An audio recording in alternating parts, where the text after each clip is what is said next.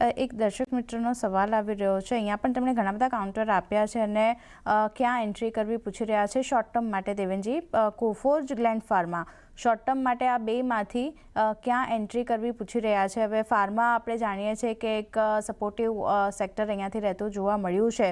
એમાંથી એક તો આઈટીમાંથી કોફોર્જ અને ફાર્મામાંથી ગ્લેન્ડ ફાર્મા, ક્યાં ફોકસ કરવું?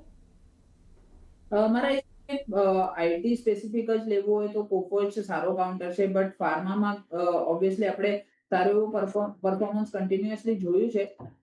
ફાર્મામાં આપણે વાત કરીએ તો 2390 પર એક સ્ટ્રોંગ બ્રેકઆઉટ આપણને જોવા મળ્યો હતો ગ્લેન્ડ ફાર્મામાં, અને ત્યારબાદ ઉપરમાં એક નાનું એવું રેઝિસ્ટન્સ ફોર્મ કર્યું છે 2560 ની આસપાસ, અને થોડુંક સાઇડવેઝ મૂવ કરે છે। મારા હિસાબે ફ્રેશ બાય કરવું હોય તો risk reward ratio wise gland pharma થોડુંક અનફેવરેબલ રહેશે, બીકોઝ ઓલરેડી એક સારી એવી અપમૂવ આપણે આ કાઉન્ટરમાં જોઈ છે। આપણે વીકલી ચાર્ટ્સમાં જોઈએ તો એક પોલેન ફ્લેગનો બ્રેકઆઉટ આવી ગયો તો નીચેમાં બહુ જ દૂર સપોર્ટ રહેશે, થોડુંક રિસ્ક રિવોર્ડ રેશિયો ગ્લેન્ડ ફાર્મામાં ફેવરેબલ નહીં રહે, એટલે અવોઇડ કરવાની સલાહ રહેશે। વેરેસ કોફોર્જમાં આપણે વાત કરીએ તો એક નાનું એવું રેઝિસ્ટન્સ જોવા મળે છે 1520 ની આસપાસ। મારા હિસાબે 1520 ના ઉપર સ્ટોક સરપાસ થાય ત્યારબાદ આ કાઉન્ટરમાં બાય કરી શકાય। આમાં રિસ્ક રિવોર્ડ રેશિયો થોડું ફેવરેબલ રહેશે।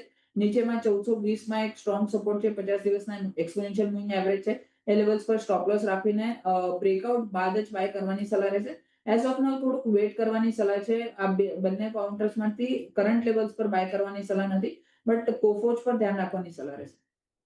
બે કાઉન્ટરમાંથી કોફોર્જ પર તમે ફોકસ કરીને ચાલી શકો છો, પણ અહીંયા પણ હમણાં વેટ એન્ડ વોચ કરો। 1520ની ઉપર નીકળે છે એટલે એક બ્રેકઆઉટના લેવલ્સની ઉપર નીકળે છે પછી તમે ખરીદારી કરો। સ્ટોપ લોસ ધ્યાનમાં રાખવાનો છે 1420નો, એટલે કોફોર્જ માટે એક ધ્યાન તમે પોઝિટિવલી રાખી શકો છો। પણ એ સાથે જ